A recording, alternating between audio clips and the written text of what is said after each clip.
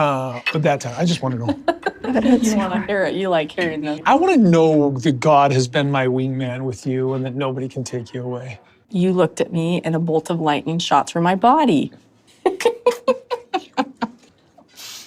don't want some guy doing that, looking at you and going, holding your gaze. I The just pride. have to say I'm married.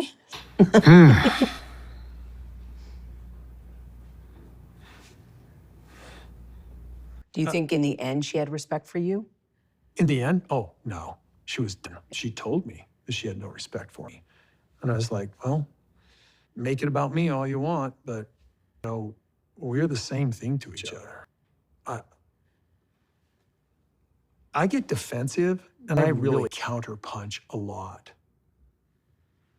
But I wouldn't have started out being mean to any of them. But when they left, they got mean. I was counterpunching, I felt like.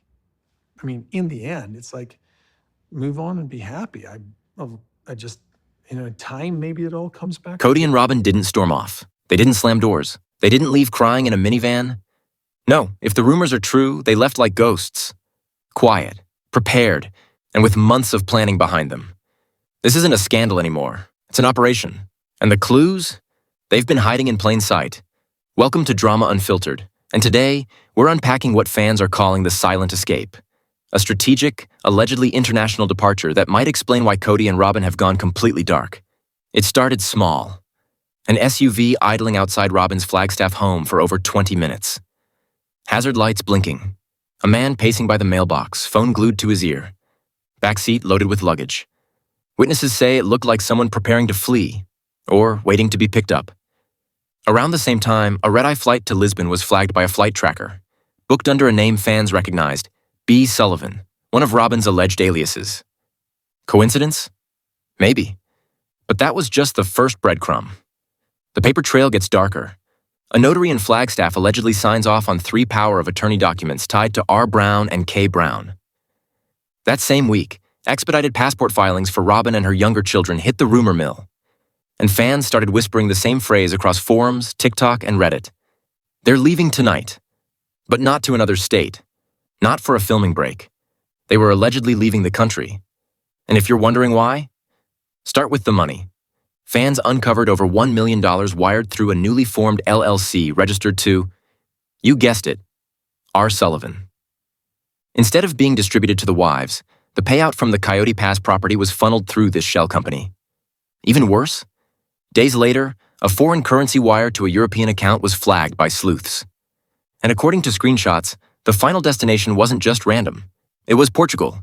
Then it gets personal. One former crew member claims Cody canceled a TLC promo shoot without warning.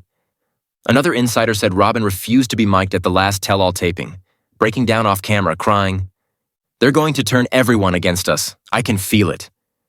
From the outside, this looked like paranoia. But to the people paying attention, it looked like preparation. And here's where it stops sounding like speculation and starts sounding like a real-life exit plan. Robin allegedly visited a UPS store 3 times in 1 week, mailing paperwork to international addresses.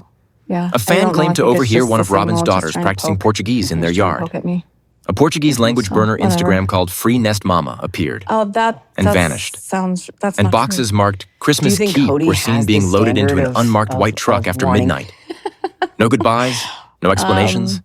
Just shadows and receipts. Everybody to the internet called it dramatic, and present but Christine and themselves to the world a Janelle certain called it way. suspicious. Is that important to him? And the moment screenshots surfaced of Robin's youngest in what looked like an airport lounge, Christine allegedly lost it. It's not a big deal. If he tries to take those kids out of the country without telling us, I will stop that plane. Everybody's got their things. And she wasn't bluffing.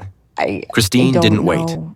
She contacted her lawyer that same I night. don't know, this is so weird. By morning, there was a formal emergency filing. Bringing up things Not just to block the relocation of minors, but to flag Cody's financial movement as an attempt to shield joint assets. It feels like it's coming out of Her team moved fast. Yeah, like I don't. According to leaked texts, her attorney used the phrase, pattern of concealment with intent to evade jurisdiction.